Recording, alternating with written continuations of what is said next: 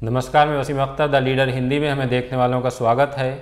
हमारे साथ एक ख़ास मेहमान मौजूद हैं। ख़ास इस वजह से हैं कि हमेशा ही जब दांतों की बात होती है तो छोटे मोटे रोगों को लेकर लोग सवाल करते हैं, लेकिन हमारे साथ डॉक्टर मोहम्मद फ़िरोज़ खां मौजूद हैं। इनकी रिसर्च इससे कहीं ज़्यादा आगे है। इंटरनेशनल जर्नल में आपकी रिसर्च प्रकाशित हो चुकी है और कैंसर पर आपने बड़ा काम किया है। उस बड़े काम की दिलचस्पी ही हमें आप तक लेकर पहुंची और हमने इस प्लेटफार्म पर आकर ये सोचा है कि हम उनकी जो जानकारी है या उनकी जो रिसर्च है, जो उनका इस पर काम है, वो बड़ा काम है और हम अपने दर्शकों तक भी पहुंचाने की गरज से डॉक्टर साहब को हमने स्टूडियो में बुलाया है। डॉक्टर साहब, आपका स्वागत है। जी शुक्रिया। डॉक्टर साहब का परिचय इतना ही नहीं है, बल्कि आप और भी बहुत अच्छा काम करते हैं। आप चैरिटी भी कर रहे हैं। जितना टाइम आप अपने अस्पताल को देते हैं उससे थोड़ा ही कम चैरिटी के लिए भी निकालते हैं और उसको बहुत जिम्मेदारी के साथ करते हैं। जितना तय होता है उतना वक्त वो जाकर देते हैं और मरीज़ों को देखते हैं। आपकी कोशिश ये है कि लोगों की ज़िंदगी बदले, लोगों की मुस्कुराहट बदले, लोगों के जीने का अंदाज़ बदले। और एक काम और भी डॉक्टर साहब कर रहे हैं कि जो ऐसी गरीब लड़कियां हैं जिनके कुदरती तौर पर दांत ठीक नहीं होते हैं, जिसकी वजह से उनके रिश्ते अच्छे नहीं मिलते, डॉक्टर साहब ऐसी लड़कियों का इलाज करते हैं और बहुत सी लड़कियों का इलाज तो वो निःशुल्क भी करते हैं। डॉक्टर साहब, हमारा पहला सवाल आपसे ये है कि जो आपकी खोज थी, जैसे आपने कैंसर पर रिसर्च की जी। और आप अमेरिका तक पहुँचे, तो हम ये जानना चाहेंगे कि ये पूरा किस तरह से, ये कोई संस्था कराती है, ये कोई कंपटीशन है या? जी, ये एक student clinician of American dental association नाम से एक प्रोग्राम होता है जिसको हम स्काडा बोलते हैं। और यहाँ पे ऑल ओवर इंडिया, क्योंकि हमारी रिसर्च डेंटल में है, तो जितने भी डेंटल कॉलेज हैं वहाँ से एक एक रिप्रेजेंटेटिव स्टूडेंट सेलेक्ट होता है। वो अपनी रिसर्च, बेस्ट रिसर्च की वजह से सेलेक्ट होता है और इसको नेशनल लेवल पर, नेशनल कॉन्फ्रेंस में रिसर्च होती है। ये प्रोग्राम ऑर्गेनाइज होता है जिसमें कि उसमें से फर्स्ट, सेकंड, थर्ड 3 प्राइज़ चुने जाते हैं और जो फर्स्ट प्राइज़ आता है उसको यूएस में भेजा जाता है इंडिया को रिप्रेजेंट करने के लिए। और वो रिसर्च जो होती है वो रिसर्च ऑफ इंडिया कहलाती है उस साल की, और फिर वो यूएसए में प्रेजेंट होती है और आगे फिर रिसर्च के और सारे ऑप्शंस यूएस गवर्नमेंट की तरफ से और जो कंपनियां इसको स्पॉन्सर करती हैं जैसे डेंटस्प्लाई है, उसकी तरफ से हम लोगों को आगे मिलते हैं ऑफर्स। जब आपने रिसर्च की थी तो वो कब का पीरियड था और इसको प्रेजेंट करने के लिए अमेरिका ही जाना हुआ होगा जी आपका? ये था 13 जुलाई, सॉरी 13 अक्टूबर जी, इन सैन एंटोनियो यूएसए। वहाँ भी ये कॉन्फ्रेंस हुई थी 2010 में, तब हमने इसको प्रेजेंट किया था वहाँ पे। और 25 जनवरी 2010 में ये कंपटीशन हुआ था मैंगलोर में, जहाँ पे फर्स्ट प्राइज़ मिला था इसमें। अच्छा, नेशनल स्तर पर? नेशनल लेवल पर। अच्छा, तो जब आप अमेरिका गए तो इसको वहाँ भी कोई कंपटीशन हुआ या ये रिसर्च आपकी? वहाँ पे रिसर्च 58 कंट्रीज़ से अलग अलग पार्टिसिपेंट्स आए थे और हमें पोस्टर बना के अपनी अपनी कंट्री की रिसर्च प्रेजेंट करना थी। तो हमने इंडिया की रिसर्च को प्रेजेंट किया और बाकी अलग अलग कंट्रीज़ से लोगों ने रिसर्च को प्रेजेंट किया अपनी। तो जो रिसर्च आपने की थी कैंसर को लेकर, जी, वो लोगों के किस तरह से काम आने वाली थी? जी देखिए, कैंसर के लिए जो हमने रिसर्च की थी, जब भी कैंसर होता है तो हमें बायोप्सी करनी पड़ती है उसके कंफर्मेशन के लिए। और कई बार पेशेंट इसलिए परेशान होता है कि वो डॉक्टर के पास जाता है, ज़्यादातर मुंह में कैंसर होता है तो गले के डॉक्टर को दिखाते हैं ज़्यादातर लोग, नाक कान गले वालों को। और कई बार मुंह का कैंसर या मसूड़े का कैंसर या हड्डी का कैंसर, मुंह के जबड़े का कैंसर, वो डायग्नोज नहीं हो पाता। और जब वो ठीक नहीं होते हैं तो किसी हायर सेंटर जाते हैं, वहाँ वो लोग बायोप्सी करते हैं और जांचें करते हैं तो पता लगता है कि कैंसर है और काफ़ी बढ़ चुका है। तो हमारी जो रिसर्च है, अगर कोई भी कैंसर का जो इनिशियल स्टार्टिंग होती है, जो लीजन होता है, हम उसको कंप्यूटराइज एनालिसिस करते हैं पेशेंट के माउथ के अंदर। और उस एनालिसिस को हम अपनी आर्टिफिशियल इंटेलिजेंस और मशीन लर्निंग के साथ जोड़ के और ये निकालते हैं कि कितने % चांसेस इसके कैंसर की तरफ हैं, बायोप्सी हमें करनी चाहिए नहीं करनी चाहिए, कौन से इन्वेस्टिगेशन करना चाहिए, कौन से इन्वेस्टिगेशन से बचा जा सकता है, जिससे पेशेंट को कॉस्ट का भी बेनिफिट मिलता है टोटल, कि अनाप शनाप और ज़बरदस्ती के इन्वेस्टिगेशंस नहीं होते उसमें। और हम प्रॉपर डायग्नोसिस पे पहुँच के उसके ट्रीटमेंट को बहुत जल्दी स्टार्ट करना चाहते हैं, जिससे कि ट्रीटमेंट भी कम से कम देना पड़े और पेशेंट को मैक्सिमम बेनिफिट मिले, कॉस्ट में भी बेनिफिट मिले, टाइम में भी बेनिफिट मिले।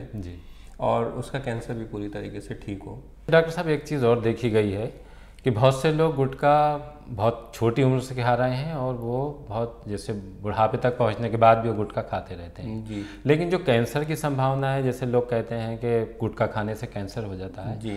तो ये क्या वजह है कि बहुत से लोग खाने के बाद भी बहुत लंबा जीते हैं, बहुत से लोग बहुत जल्दी उसकी चपेट में आने के बाद नुकसान उठा जाते हैं? के का जो इफ़ेक्ट होता है ह्यूमन बॉडी पे जेनेटिक मेकअप के हिसाब से और एनवायरमेंटल फैक्टर के हिसाब से अलग अलग होता है। 7 to 8% लोग जो हैं वो गुटखे से ज़्यादा सेंसिटिव होते हैं और जिन्हें जो सबसे पहले प्रॉब्लम होती है उसको हम OSMF या ओरल सबम्यूकस फाइब्रोसिस कहते हैं, जिसमें मुंह छोटा होने लगता है जी। और कोई भी लीजन वाइट कलर का या रेड वेलवेट कलर का गाल के अंदर, मसूड़े पे या होंठ के पीछे वाले एरिया पे बनता है और जो अगर आगे जाके सरफेस से ऊपर उठता है या वहाँ पे कोई अल्सर्स वगैरह होता है, वो ग्रोथ करता है साइज़ में। बेसिकली जो OSMF है वो एक प्री कैंसरस लीजन है, मतलब कैंसर से पहले की कंडीशन है और इसके कैंसर में जाने के चांसेस रहते हैं ज़्यादा। तो ये सारी की सारी पॉपुलेशन गुटखा, तम्बाकू और इन चीज़ों के लिए ससेप्टेबल नहीं होती, वो 7 to 8% पॉपुलेशन ही ससेप्टेबल होती है और उन्हीं में अगर वो गुटखे का इस्तेमाल नहीं छोड़ते हैं, 2-3 साल तक करते रहते हैं, तो वो कैंसर में कन्वर्ट हो जाते हैं लीजन जी।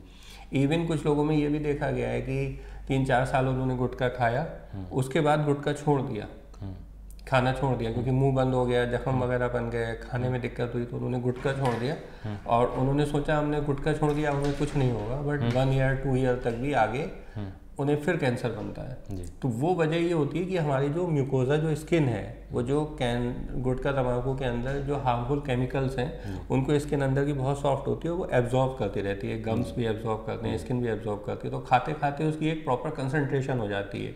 उन केमिकल्स को कार्सिनोजेंस कहा जाता है। जब उनकी कंसंट्रेशन बॉडी के अंदर हो जाती है, जब हम खाना बंद कर देते हैं तो कंसंट्रेशन स्टेबल हो जाती है, वो ख़त्म नहीं होती लेकिन और ज़्यादा नहीं बढ़ती, बट वो कंसंट्रेशन जब लॉन्ग टाइम तक टिश्यूज़ के कांटेक्ट में रहती है और जो ससेप्टेबल टिश्यू है वो कैंसर में कन्वर्ट हो कर देते हैं उसको। तो इसलिए हम इसका भी स्पेशल ट्रीटमेंट करते हैं। हम इस ससेप्टेबल पॉपुलेशन का पता करते हैं कि आने वाले 5 years में आर्टिफिशियल इंटेलिजेंस की मदद से देखते हैं कि किन्हें किन्हें कैंसर होने की चांसेस ज़्यादा हैं और फिर उन पेशेंट का हम मुंह के इंजेक्शन लगाते हैं स्पेशल, जिसको हम ILI बोलते हैं, इंट्रालीजनल इंजेक्शन बोलते हैं। वो स्पेशल इंजेक्शन लगा के ट्रीटमेंट करते हैं ताकि वो पॉसिबिलिटी भी 0% पे आ जाती है, वो ख़त्म हो जाती है। डॉक्टर साहब, इसकी पहचान कैसे हो सकती है? जैसे आप बता रहे हैं कि आपके पास इस तरह की इंटेलिजेंस है कि उससे पता कर लेते हैं जी, लेकिन जैसे वो व्यक्ति आप तक आएगा तभी पता लगेगा ना कि 7.2 में ये है या नहीं है। जी। लेकिन उसके लिए उसको चल कर आना पड़ेगा, जैसे वो जांच कराएगा कोई, या कैसे उसको पता लग सकता है कि वो 7.2 में है? जी, ये 7 to 8% में सबसे बड़ा जो पहचान है वो ये है कि ससेप्टेबल वो लोग हैं जो गुटखा खा रहे हैं और उनका मुंह छोटा होने लगा। अच्छा, इसकी सबसे बड़ी पहचान? अगर अपनी फिंगर मुंह के अंदर रख के और ऐसे करके प्रेस करेंगे बाहर की साइड में, तो उन्हें खाल जो है, स्किन जो है वो बहुत हार्ड लगेगी अंदर की। अच्छा, पूरा मुंह नहीं खोल पाएंगे, जैसे पहले खुलता था वैसा नहीं खोल पाएंगे। तो ससेप्टेबल पॉपुलेशन का सबसे ज़्यादा इम्पॉर्टेंट फैक्टर पता करने का यही है जी, कि आपका मुंह छोटा होगा गुटखा खाने की वजह से। गुटखा खाने की वजह से दूसरी प्रॉब्लम ये होती है कि नमक, मिर्च और ये सारी चीज़ें, सेंसिटिविटी जो है आपके गालों की या गम्स की बढ़ जाएगी। तीसरी प्रॉब्लम्स ये होती है कि ब्लीडिंग वगैरह हो सकती है या कोई गांठ वगैरह हो सकती है, लेकिन जो स्टार्टिंग में गांठ या कोई भी लीजन अगर मुंह के अंदर बनेगा तो वो पेनलेस होगा। पेन उसमें काफ़ी बाद में जाके स्टार्ट होता है। तो आपको ये भी देखना है कि अगर किसी के मुंह के अंदर, जीभ के ऊपर, गले के पास में, ऊपर वाले सॉफ्ट पैलेट पे या हार्ड पैलेट पे या फिर हमारे गम्स में या गाल के अंदर या लिप के पीछे वाले एरिया में कोई भी चीज़ गांठ वगैरह है जो पेन नहीं कर रही है, दर्द नहीं है, वो छोटे साइज है अगर उसका और दर्द नहीं कर रहा है, तो सबसे पहले डॉक्टर को दिखाना चाहिए, वो ससेप्टेबल रीजन्स है। या मुंह के अंदर कोई पर्टिकुलर कलर है, जैसे ब्राउन कलर, ब्लैक कलर या टैन कलर, इस टाइप का कोई भी कलर का कोई स्पॉट दिख रहा है अगर हमें, तो इट कुड बी मेलानोमा, जो बहुत डेडली कैंसर है। तो इसलिए हमें ऐसे लीजन्स को तुरंत जाके डॉक्टर से कंसल्ट करना चाहिए। और जब ऐसे पेशेंट आते हैं तो हम जब आर्टिफिशियल इंटेलिजेंस और अपने डायग्नोस्टिक एड्स का उसमें यूज़ करते हैं, तो हम उसको प्रॉपरली स्क्रीन करते हैं कि कौन से पर्टिकुलर टेस्ट इन्हें कराने चाहिए आगे, और वो हम एक ही रूफ के नीचे वो सारे टेस्ट करा के और उनकी प्रॉपर ट्रीटमेंट प्लानिंग बना के और उनको बेस्ट टू बेस्ट ट्रीटमेंट देने की कोशिश करते हैं, और वो हम प्रोवाइड करते हैं। कोई ये जांच महंगी है अगर कोई कराना चाहे? नहीं, ये जांच कोई महंगी नहीं है। हम लोग ये जो कंप्यूटर एनालिसिस के जो चार्जेस हैं सिर्फ 650 लेते हैं, जिसमें 250 पेशेंट का कंसल्टेशन चार्जेस है हमारा, और 650 लेते हैं। इवन पुअर पेशेंट्स के लिए हम ये फ्री भी करते हैं, क्योंकि हमें एक पॉपुलेशन को स्कैन करना है जो हमारा एरिया है या जहाँ से हमारे पास पेशेंट आ रहे हैं। तो हमारी कोशिश यही रहती है कि वहाँ पे कोई भी पेशेंट ऐसा ना बचे जिसको आगे होने वाले टाइम में कैंसर की प्रॉब्लम हो सकती है और हम उसको ठीक ना करें। देखिए, prevention is always better than cure.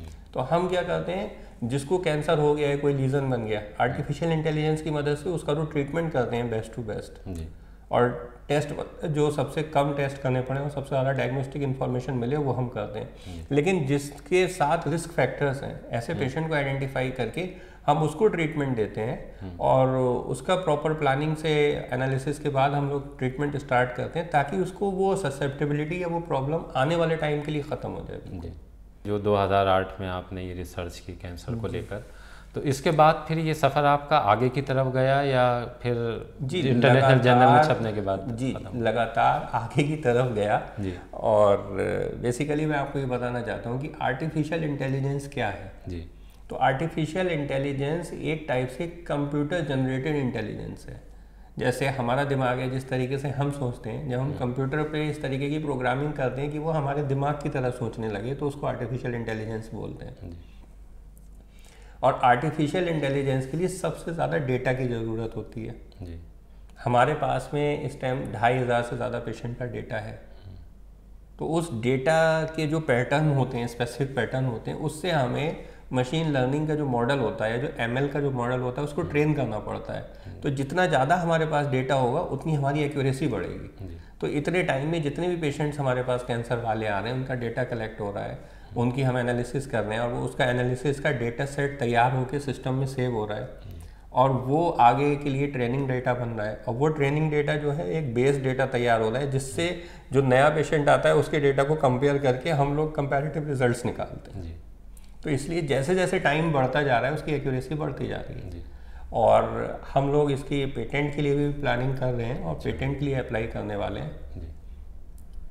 तो एक तरह से ये बरेली के लिए उपलब्धि होगी जी। बरेली के लिए तो उपलब्धि है, लेकिन जब इसका पेटेंट हो जाएगा, और इंडिया के लिए तो हमारी कोशिश ये रहेगी कि फ्री रखा जाए इसको। अच्छा। तो ये पूरे वर्ल्ड के काम आएगा और स्पेशली इंडिया में सबसे ज़्यादा मदद होगी इसकी जी। हमारे बीच मौजूद थे डॉक्टर मोहम्मद फिरोज़ खां। आपने बहुत कुछ दांतों को लेकर अच्छी बातें बताई हैं, बहुत सी नई तकनीक के बारे में जानकारी दी है। उम्मीद है कि हमें देखने वालों को उनकी जानकारी से फ़ायदा होगा। अगर आप डॉक्टर साहब से संपर्क करना चाहते हैं तो आपका हॉस्पिटल गौसे आज़म नकटिया के पास 8वीं बटालियन PSC के पास में है। डॉक्टर साहब वहाँ सुबह में मिलते हैं, आप उनसे बात कर सकते हैं। और उम्मीद है कि जो डॉक्टर साहब ने जानकारियाँ दी हैं वो आपके लिए मुफीद साबित होंगी। बहुत बहुत शुक्रिया डॉक्टर साहब हमारे कार्यक्रम में आए। Thank you.